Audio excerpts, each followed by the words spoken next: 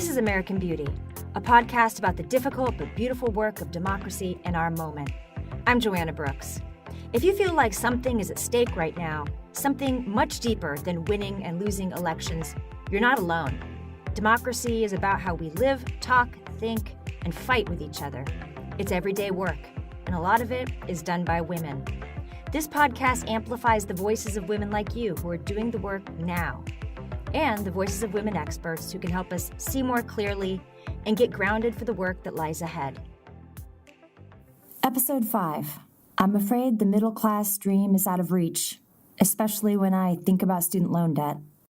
My husband, when he finishes his master's degree in September, we will begin paying back about $95,000 with student loans. And it makes me feel hopeless because we live in California. We pay $2,600 a month for a 2-bedroom apartment. We pay $1,250 a month for our son to go to daycare. I don't manage the anxiety well. I'm already an anxious person. I already take Zoloft. I already have done years of therapy. I over-intellectualize. I redo budgets about every month to try to figure out ways to save more money. I'm sitting on the floor of an apartment shared by 3 20-somethings in the Sugar Hill neighborhood of Harlem. There's a bed on the floor, a futon in front of the television, single girl food in the fridge, a picture of Malcolm X on the windowsill. College-educated, smart, funny, ambitious women in the big city, ready to take a crack at life, ready to make themselves out of gorgeous grit and spunk. So many great American stories start just this way. And no doubt, Nicole is an American beauty, with her long braids, ready laugh, and smile with just a hint of smirk in it. And her story, being raised by a single mom with a disability, first in her family to go to college, now with a doctoral degree and a postdoctoral fellowship at an Ivy League university, sounds like the best American story of all. But it comes with a price tag and a burden, debt that weighs on her every day. It even shapes our conversation. After all, some employers run credit checks and some people are judgmental about debt. Do you want to use your real name? Sure. No, think about it. Oh yeah, why not? Because I wouldn't do a pseudonym. I feel protective of you. Like, I don't know if I want you to use your name. Because I love you no matter what, but, you know, sometimes people are judgy. Okay. Whoa, what should we call you? We'll name you after one of the lesser members of Destiny's Child. Kelly. Okay, Kelly. Wasn't there a Kelly in Destiny's Child? Yes, there was. Okay. Okay. There's also LaToya and LaTavia. Well, you know what? Start your LaToya. No. Okay. Nicole grew up with her grandparents in Arizona. Her great-grandparents lived there too half the year. All of them were supported by her grandfather, who didn't have a college degree, but worked for the state highway department. On his salary, they managed to make a stable middle-class living. But the family was really careful about money. I was maybe 10 or 11, and I just said, does Papa, I called my grandparents Papa and Nanny, does Papa make $50 an hour? And my grandma laughed, and she said, if Papa made that, we'd live in a cardboard box under the freeway. And I was like, oh, okay. So I'm 10 or 11. I have no sense, right, of what that would mean, what $50 an hour would mean. And so I was just like, okay, well, you have to make more than $50 an hour. And you have to make a lot more than $50 an hour to be financially stable. And later, years later, I told her that story. I was probably in college. And I said, you told me this. And she said, I would have never said that. I wouldn't say that. Like, that's a good wage. I mean, you made more than that, but that's a good wage. I would never say that. And she said, I probably heard that you said $15 an hour. So all this time, I was like, oh my gosh, you have to make more than $50 an hour by a lot. You got to make at least double that.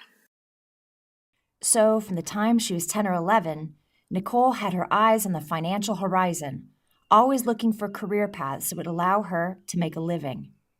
When she was 13, she decided to be a psychologist. I thought that psychologists make more money than what they make. at 13. I was like, well, that's a doctor, so you're going to make a lot of money. So that sounds good. My family didn't know any different. They're like, yeah, I was a doctor. So sure, that sounds like a great idea. That's about the same time her grandparents told her she would need to be financially responsible for her mom one day. There was also this pressure because my mom was poor and my mom was disabled, and so she was always on, Social Security, and we were on Medicaid, and so there was kind of this two kind of worlds that I lived in, where I lived in a middle class neighborhood and had the things that I could do, the activities I wanted to do, and things like that. But my mom was poor, so we grew up. I've been sat in the Social Security office, like doing the interviews, and that's an interesting kind of juxtaposition, or kind of sitting in kind of like these parallel worlds, right? Because in the family tradition is that kids helped out their parents. So I saw my grandparents help out their parents, not like they couldn't sustain themselves, but certainly when you move into retirement, things change. Nicole was the first one in her family to go to college. Her family and her community encouraged her, but they didn't have much by way of practical advice. Still, firmly on her path to psychology, she chose the most affordable option, a high-quality state university. She had in-state tuition and a number of smaller local scholarships she had won. She also got really good at filling out forms like the FAFSA, the free application for federal student aid. Oh yeah, they were like, hey, you're smart. You're going to go to college. You're going to get aid, and you got to figure out how to get it. Right. So I learned how to do a FAFSA real quick, and they couldn't help me with it. They didn't know what it was. But man, now I can do a FAFSA in under a minute. I have skills. When she got to college, on work study, she actually worked in the financial aid office for 2 years. Yeah, so mostly I worked with students. I was student facing, so I was the first line of, they're coming in and having their crisis, trying to figure out how do I get this loan, or I thought I had this grant, or the big one was I thought my your EFC, your estimated family contribution. They were like, my family can contribute this. How are they determining my family can contribute $50,000 a year? And trying to explain to them the algorithm, but really that's not satisfactory. I mean, that's not satisfying to them because it's not great.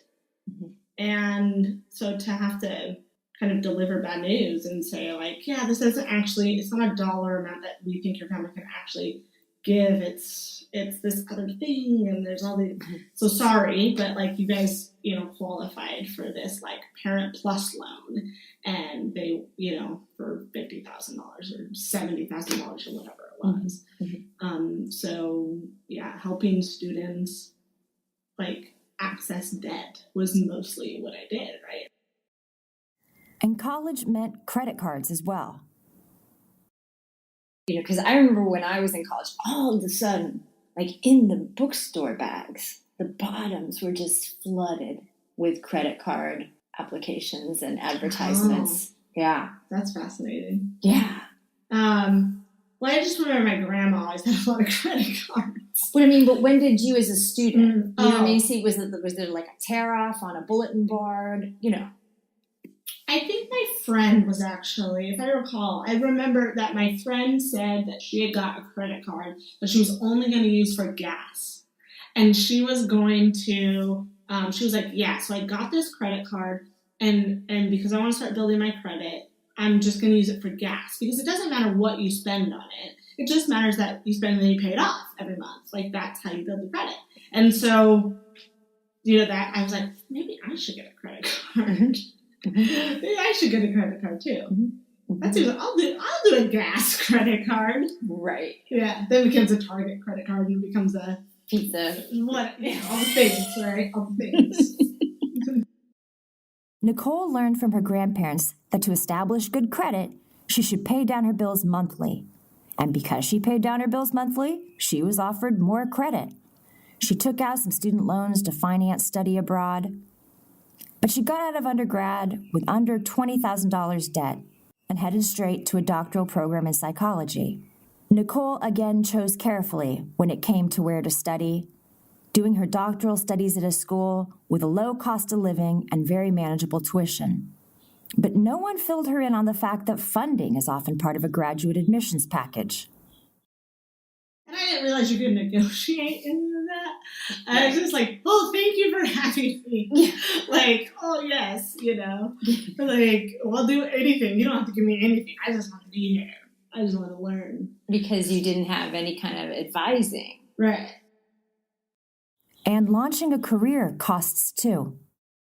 Yes. I did a lot of traveling for conferences, and my program was really bad about helping support you. But to me, I was like, this is my professional development. This is really important. I was very atypical and really kind of like unorthodox in the way that I like navigated my program. Mm-hmm. It had a track. I was always doing stuff they didn't like. So, I was taking, doing a consulting project with the MBA program. And they were like, do you really have to do that? And I'm like, yes, I do. Because I think it's good for my professional development. I'm trying to do my own thing.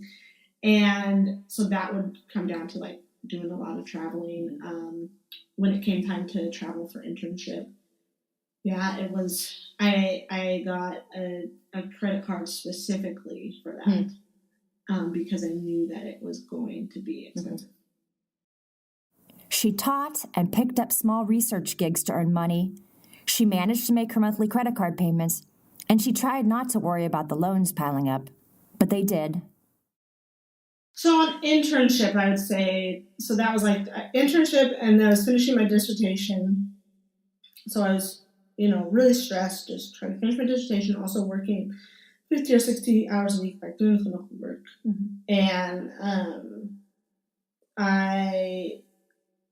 at the end, I was starting to need to get things arranged for my move, right? So I knew that I was coming out. I was moving across the country, and I knew that it was going to be expensive. I just didn't realize how expensive it was going to be to move across country. Mm-hmm. And so I maxed out my credit cards, paying for just moving expenses. Mm-hmm. It's like you have to, all the things, they just add up. You got to put the deposit on the apartment. You got to pay the fee to leave the apartment. You have to, and I got really sick while I was in an internship, and so I put a big $1,000 like medical bill on my credit card, even though I had good insurance. Like it still was there. It was like, oh man, okay. So, and those are the things. You're like, oh, I need 4 new tires. Mm-hmm. It just adds up, and so that's when. Toward the end of internship was when I was starting to feel a little bit of that anxiety. And that's when she totaled up the debt. Total credit and student loan. Total credit and student loan, $140. Mm-hmm. 6 months later, her loans came due, and a confusing wave of paperwork arrived. What happens is that even though they're federal student loans, they sell them. I didn't know that either. I didn't even know that working at financial aid because we didn't deal with that part of it. It was like, now you're on your own. Bye. You graduate, you do your exit counseling, and you're on your way. Right. They sell it to a servicer. They sell it to a loan servicer. And so I'm getting stuff from this company, and I'm like, I don't know you. I don't owe you any money. Who are you? You took out a student loan from us. I didn't take out no student loan from you. I've never taken a student loan out from some private bank or private organization. And so I didn't realize that there was all these different people that I was having to talk to, figure out. It's just really complicated. Then came the anxiety, like a low-level hum, all day, every day. Yeah, well, because every day the credit cards call. They want their money. Every day? Like how many times a day? Probably 6 times a day, and they have different tactics, right? So they call from different numbers. It used to be they would just call from like an 800 number. Oh, I might have an 800 number. I know who that is. And then they start with like a number from Delaware, a number from this place, a number from Texas, a number from... And when you see that number comes up, does your like blood pressure go up? Mm-hmm. A little bit. Yeah, just a little bit. It's better now because I've been ignoring it for longer. Right. Right. But I know at some point I'm not going to be able to ignore it. And then there's the mail. Nicole has a pile of unopened mail from loan servicers and bill collectors. It's stashed in her closet. I know the envelopes are somewhere in here. Yeah. And like we've talked about your pile of envelopes. I do have a pile of envelopes. You're smiling. I have a pile of envelopes, yeah. I mean, what do you want me, like, you're not going to get any money from me, so. She knows it's there. She knows it's impacting her credit score. She knows it's making it harder to get an apartment, harder to move towards her next set of goals.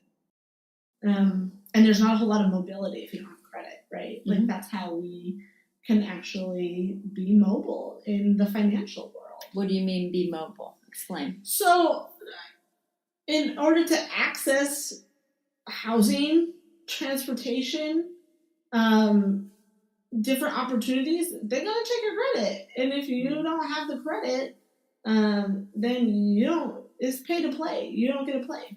Mm-hmm. So, now as I'm looking at options, what I'm going to do after my postdoc, I'm limited because I'm like, well, I don't have the capital to move across the country again, and I don't have the credit cards to put it on to move across the country again. So what do I do? Now listen, Nicole is smart. She's well educated. She has good opportunities. She works hard. She knows more about the financial system than most people. She's super clear thinking, but she's stuck. And she's not the only one. 44 million Americans owe about $1.5 trillion in student loan debt. The average is $30,000 per person, but six-figure debt is not at all uncommon, especially for people who go to graduate school. The situation is even more serious for people of color. Family wealth, the savings, the cushion that makes it possible for parents to help kids with college, medical bills, or cross-country moves, that diverges sharply by race. The average white family has 20 times the assets of the average black family. Most of the wealth accumulated by Black Americans since the 1950s and 60s was completely wiped out by the burst of the housing bubble.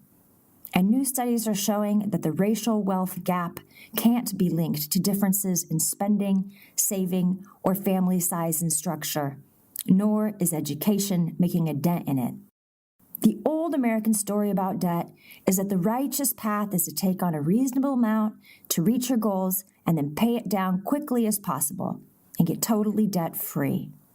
That was the story we came up with decades ago, when college costs were lower, housing costs more reasonable, and wages were in fact growing. That story doesn't quite square up against the reality of the numbers young people like Nicole are facing. Even President Barack Obama admitted in his memoir that it was not until he had a major book deal that he and Michelle were able to pay down their student loans. That's a pretty high bar for solvency. That have a lot of stigma, right? And so trying to shirk off that and not, allow the shame to seep in as if this has something to do with my character. It's money. It comes and it goes. But it's sitting in your closet in a pile you won't look at. It is. But I don't do that because I don't do that because I go to shame, right? Okay. It's not like I open it and I feel shame. No, I just open it and I feel panic and irritable. Like I know I have to pay this, and right now I can't. That's where the anxiety is. The anxiety isn't in extrapolating out or catastrophizing it and making it about my personhood. Yeah, maybe that changes. Maybe if I look at everything again, I'll be faced. It's right here. Yeah. In the closet. Yeah. There's a stat. Have you opened the envelopes? No. Because, so if you can keep it locked up over there, it's not going to impact your personhood. No, even if I open it, it's not going to impact my personhood. I just think that tells me what the damage is, right? Which, again, impacts my options. Right. But I know that I can't do anything until I have more capital. Right. At this point, it's a non-starter. Right. I just know I have to wait until I'm making more money in order to engage. And then when I have more money, and I have a job where I'm making more every month, then I can start to figure out, okay, what can I pay? We know that mounting student loan debt impacts the economy, for example, by delaying entrance to the housing market. But I wonder as well what it means for our politics. What does it mean that so many people walk around with huge debt burdens, shame, anxiety, or piles of unopened envelopes in their closets? What are the news stories young people like Nicole are telling themselves? People say, like, I don't believe in this I don't believe in this concept of like student loan debt, so I'm not going to pay it back. They're like, what are they going to do? They're like, literally, what are they going to do? This is the grad school approach to student debt. Like, if I theorize this, it's gonna go away. It's gonna fix itself. Right. If I'm just, radical enough, principled enough, it'll go away. We'll be okay. Yeah. So I've heard. I have one friend who was like, don't even think about it. Just make the smallest payment you can for 40 years. Who cares? Just think of it as a bill. You're always going to pay a house bill. Like, you're always going to pay, a car note, then you get a new car. Like, you're always going to have bills that you're going to pay. So you might as well just pay it forever. Don't think about needing to pay it off. Just pay it. Who cares if the interest compounds? I've had other people who have said, pay it off as quick as you can. Like if they tell you the minimum is, $500, like, any month you can pay $700 or $800, right? Just like pay that, pay as much as you can. I've heard people say for credit card stuff, like pick your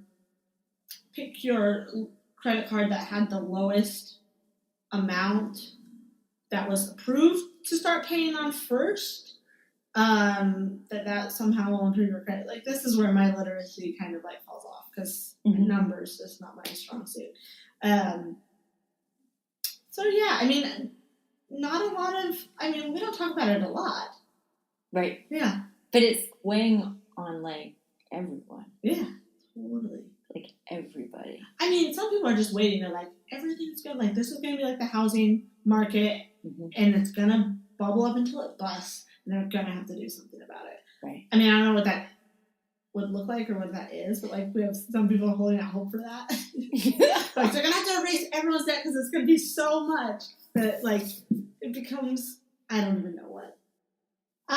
Well, in my like radical heart, I'm like, this is some bull. This is part of the conspiracy to particularly to keep like women of color disenfranchised. And actually, I've heard from a couple of people that work in the finance industry that Black students are actually offered bigger loans with worse interest rates to get them into debt. Thus taking them outside of the kind of the capitalist system and their ability to participate in it in an equitable fashion. So I've heard that. I mean, I don't know. And we know that there's bias and like how we grant loans and things like that. But my thing is I think my stand is that I'll pay it. I'll pay it off. At some point, I'll pay it off. And what about the non-economic costs of debt? The daily wage of anxiety people like Nicole live with. Her psychology degree may give her a bit of an edge. She has a few mindfulness techniques in her pocket. When I look at the call, then I think about it. Like if the phone's ringing, then I think about it for maybe a few seconds. There was some thoughts, and I just try to like really be mindful of them. And I'm having a thought about this debt, and it feels really stressful, and this is really bad, right? It's really bad. Like creditors are calling. Like, that's bad.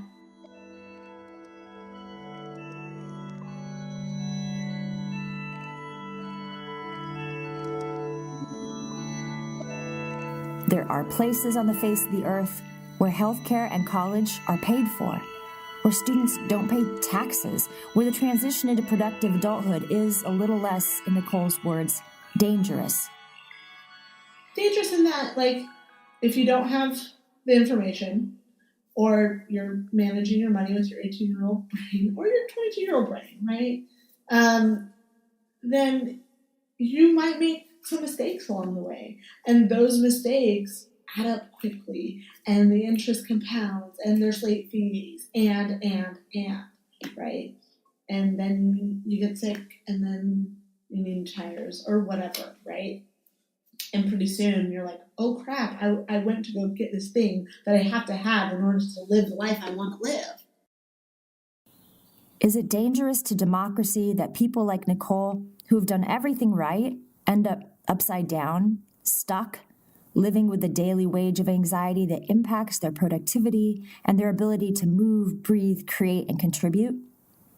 Is it even more dangerous to democracy that we are living with massive amounts of unreality, that none of us are telling the truth about how much things really cost, how much debt we're expected to undertake, and how much we carry? It's like the Me Too movement. All people are telling their stories now. Right. We're not talking about this, and people aren't telling their debt stories. And I think because what is the public narrative about debt? Right. It is tied to how responsible you are. Yeah. It's tied to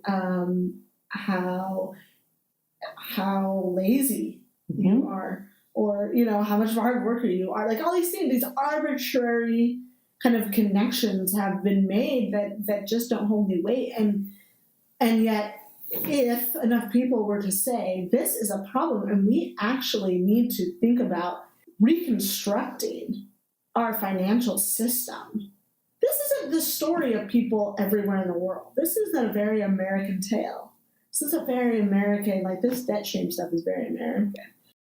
What does the history of debt in the United States teach us about democracy? What does it mean to our communities, to our well-being, to our politics, to live with mounting debt burdens? What would it sound like to tell ourselves a new, truer story about debt? And how would that impact our political culture? In part 2 of this episode, I'll speak to 3 women experts, a historian, a banking lawyer, and a cultural studies analyst, who may help us find a new way to understand what's happening with our money and what it means to democracy. I fantasize about ways that we could come into a lot of money, that we would then be able to pay our debt off, but I don't allow myself to do that very much because I'm a natural pessimist. I've begun joking about our new retirement plan, which is to just start living out risky behaviors when we're like 70, because we'll never be able to retire or own a home.